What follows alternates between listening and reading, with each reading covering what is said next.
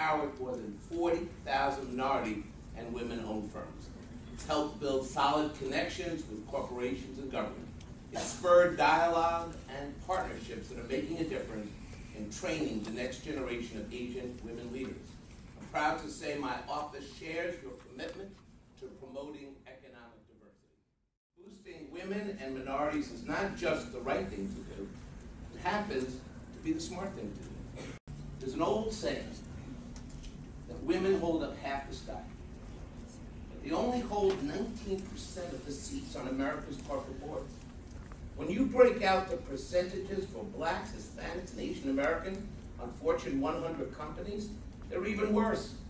9.2% for African Americans, 4.3% for Latinos, and 2.7% for Asian Pacific Islanders. And here's why it matters. Our city invests $160 billion in pension funds with companies across the nation. And we need these companies to be guided by diverse, independent boards to make smart business decisions. But today's corporate board elections are a stacked deck, a rigged game for the insiders. In fact, they're more like coronations. And boards are packed with people who are pale, male, I hate this part, and stale. Now, we're using this crowbar to open up the boardrooms of corporate America. Our office launched a national campaign, the Boardroom Accountability Project. We're now leading a coalition of public pension funds from coast to coast. And together, we've targeted 75 companies with poor records on diversity, climate risk, and excess CEO pay.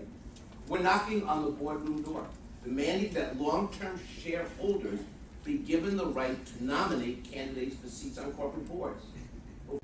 To pry information about diversity from the companies that want to have our business. That's right, for the first time in history. We are asking all firms we deal with to give us hard data about their investment teams and professionals. We want to know their track record in employing and promoting women and people of color. If their organization doesn't look anything like the city we serve, well, this is going to be a criteria for us. And we just might not do business with them anymore. Because at the end of the day, our philosophy, our belief, our financial philosophy is diversity gets us better results. And this is the first time the city has adopted such a policy, and it must be a national model. And at the same time, as Scott said, this is so critically important that frankly, all of our small businesses, no matter the racial or gender makeup of our small businesses, must be successful for the mayor's commitment of ending income inequality to be real. Because we all know that small businesses are both the fastest growing, they're the growth sector that added the most jobs during the recession. If we look actually at women-owned as well as Asian-owned businesses, which is a little confusing for all you Asian women trying to figure out which category you fit into, depends on how we count, right?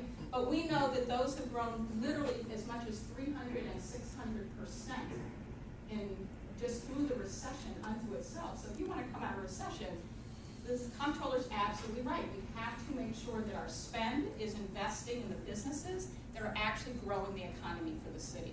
And that's the commitment the mayor has made, that's the commitment our team has made, and I recognize we're all in this together, right?